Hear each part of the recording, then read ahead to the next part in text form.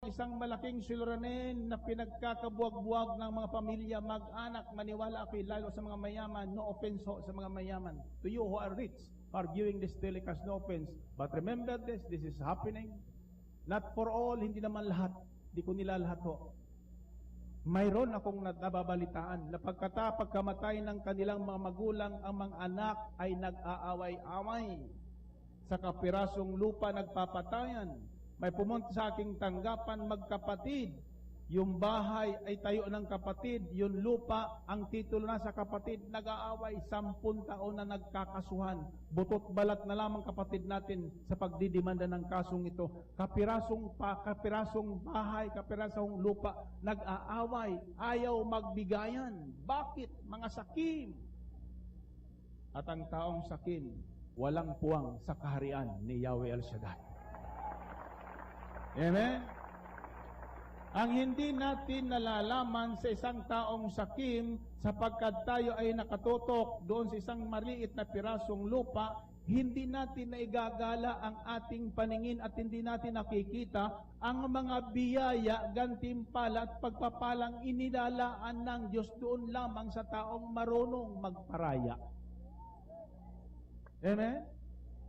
Marunong magparaya. Marunong magbigay. Amen?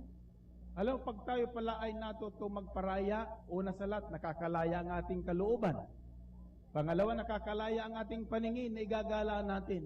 At ang sabi ng Diyos, kapag ikaw ay nagparaya, malaya ang puso mo, malaya ang isip mo, malaya ang paningin mo, kapatid, may makikita kang gantimpalang inilalaan si Yahweh El Shaddai sa iyo. Amen? Sabi sa aklat, sa banal na aklat, higit na mapalad ang taong mapagbigay kaysa taong hindi marunong magbigay. Amen? Gusto nyong makita yung gantimpalang inilaan sa atin ng Panginoon? Kung ganun, magparaya na tayo. Amen? Ito ang tinuturo ng Panginoong Kristo sa aklat ni Matthew 5:38-42. Pakinggan niyo ito. Sabi ng Panginoon, narinig niyo na sinabi, mata sa mata at ngipin sa ngipin. Kaya maraming duling, maraming bulag. Kaya maraming postiso ng ngipin. Amen? Ngunit sinasabi ko sa inyo, huwag ninyong labanan ang masamang tao. Kung may sumampal sa iyo sa kabilang pisngi, iharap mo pa sa kanya ang kabila. Kung ipagsakdal kanino man upang makuha ang iyong baro, ibigay mo pa sa kanya pati ang iyong balabal. Kung sa pilitang ipapasan sa iyo ng manlulupig ang kanyang daladalahan ng 1 kilometro, pasanin mo ito ng 2 kilometro. Magbigay ka sa nanghihiram sa iyo. Narinig niyo yun? Magbigay ka sa nanghihiram sa iyo. Amen? Kahit wala ka nang ibibigay, magbigay ka pa rin. Amen? At siyak, bibigyan ka ng Panginoon. Hustong takal, siksik, liglig, umaapaw ang ibibigay sa iyo. Amen?